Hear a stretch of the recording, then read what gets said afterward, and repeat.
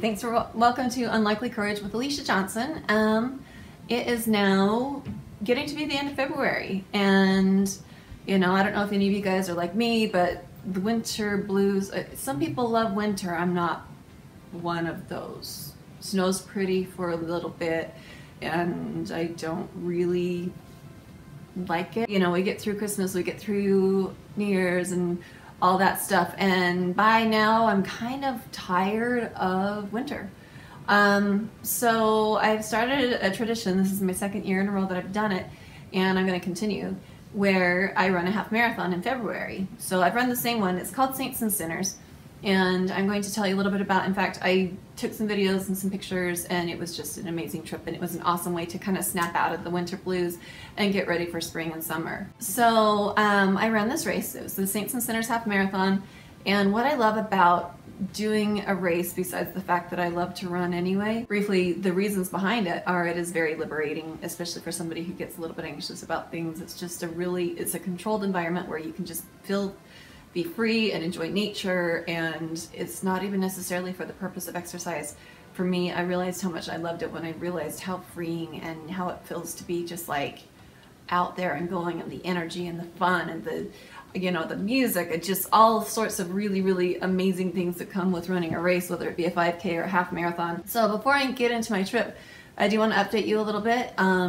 Goliath, my puppy, he's been to the vet a few times, and he's doing better. So I hope I'll have good news for you on my next video, but I did take him to the vet. He's been really happy. He's been acting really well, and he's been extra spoiled, and he's kind of been milking the whole sick dog thing, and now he's more spoiled than I ever thought possible. But he's doing really well.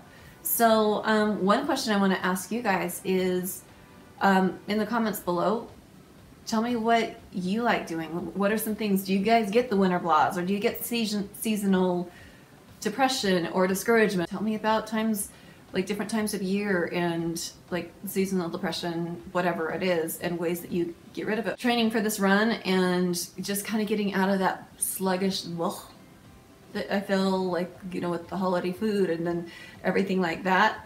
My friends and I decided we're going to make this an annual thing where we run a half marathon, and we're planning on the Saints and Sinners, unless of course I get to do the Disney Princess half, which is on the bucket list. So Vegas trip, tell you a little bit about that.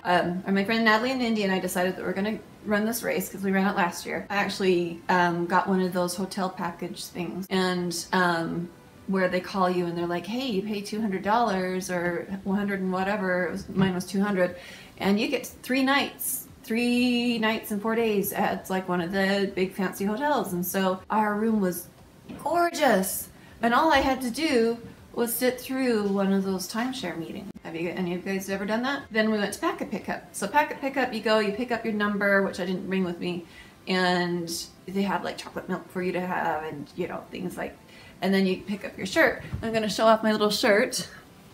My Saints and Sinners half marathon shirt. Isn't this cute? Very fun. They've been doing this for a while. It is one of my favorite races. And while I'm showing off my shirt, I'm going to show off this Kuhl. My friend Melanie Webb, she is a outdoor fitness expert, and she's also does public relations for Kuhl clothing. This is like makes it possible for me to run in the winter, which is the most amazing comfortable jacket, and she hooked me up with some cute jeans and other comfortable outdoorsy things. So Kuhl clothing, if you want something to run in outdoorsy when it's cold, KUHL, Kuhl clothing, I'll put the link below. And then we went to have our pre-race carb loading kind of meal. I don't know if you guys like Shake Shack.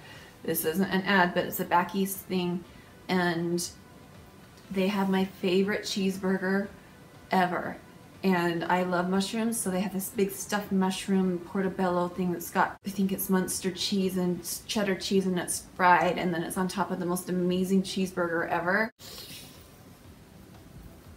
Amazing race food, but it was actually good because it had the carbs, it had the protein and everything like that. So the next morning we get up at like 5:30, something like that. I can't remember. It felt very early for me because I'm not a morning person. So we go driving out to the race, and leading up to the race, as we were getting ready, a good friend of mine who is now a good friend of mine. She's actually somebody that I knew through the Tats Ragnar that I'll tell more about later, but we'll see these pictures. My friend Joe Kuhl, she, we ran the Ragnar together. We were in different vans, but we were talking on Facebook, and she asked me about races, and she flew all the way out from North Carolina to run this race and join my group of crazy friends and she just fit right in, and it was awesome. So all 4 of us are there, and we're wearing my dad hats, and we're wearing the tap shirts, and you know, sporting all, showing off and everything, the cute little taps and who we are and all this other stuff.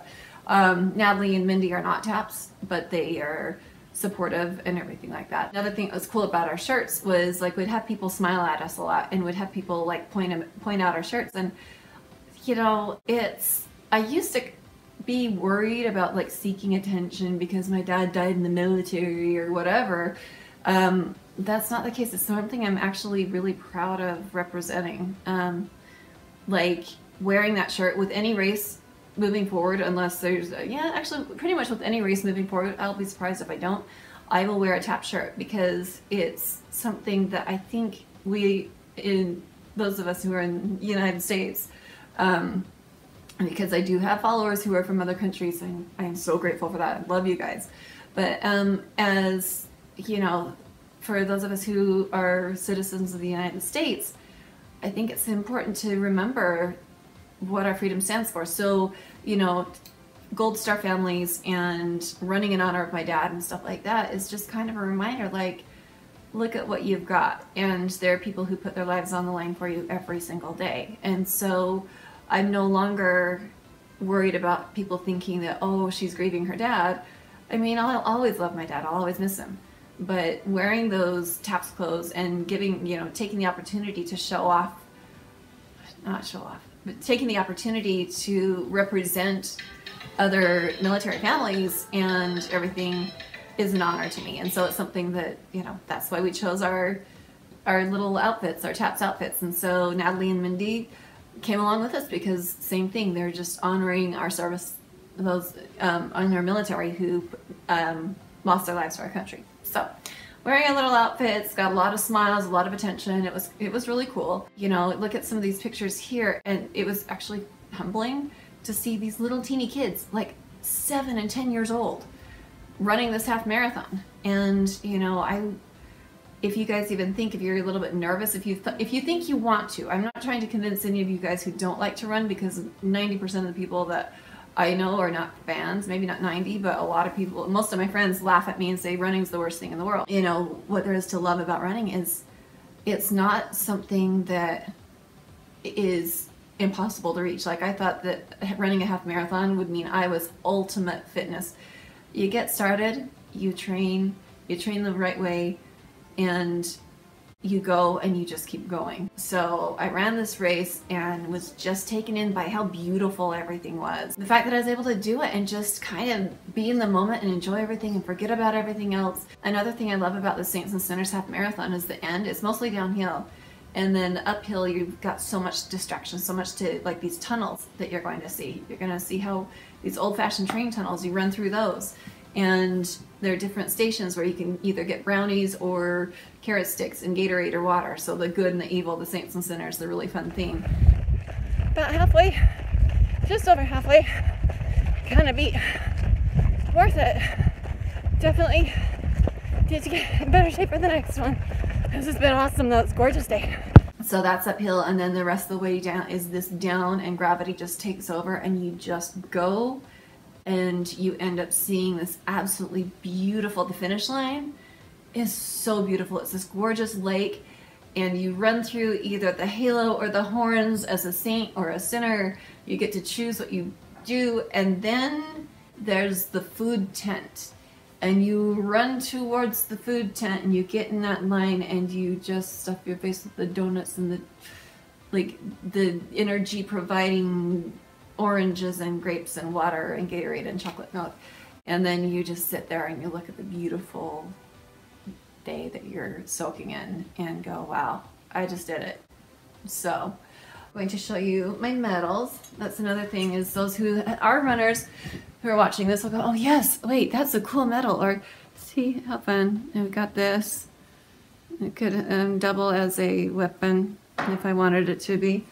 And then, because I run twice, I got the Saints and Sinners back to back. Look how cute that is. It's a really short one. It's like a choker. But the cool thing was with just, you know, here we've got 5 girls, counting Ursula, all hanging out and with very, very different backgrounds. And then, you know, just connecting. It was just, again, like, that was one of the highlights of everybody's trip, was being able to spend time with her. Well, then we ended up going to dinner that night, just kind of celebratory. It was just seriously the perfect girls trip. It was awesome. There was no drama, great people. That was the perfect end to, of course, we said our goodbyes the next day and drove back up to Utah where it's snowing. Still, I miss Vegas.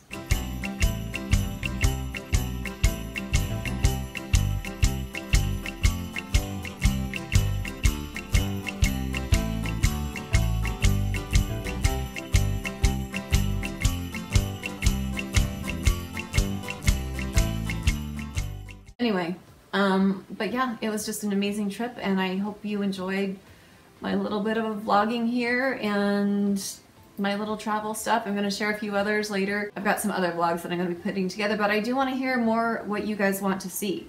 I mean, I don't want to just be like, hi, I'm Alicia, I'm going to talk about what I like, because what do you guys want to know? Like, you've heard a few things that I'm into, like the military conferences, and then the running and the races and the traveling. I've got those, and also, you know, my passion for healthy eating and unhealthy eating, and having 6 brothers and dating, and all of these are just kind of samples. But what are things that you guys want to hear? Thank you for watching Unlikely Courage with Alicia Johnson. Let your fears inspire you to be brave and live.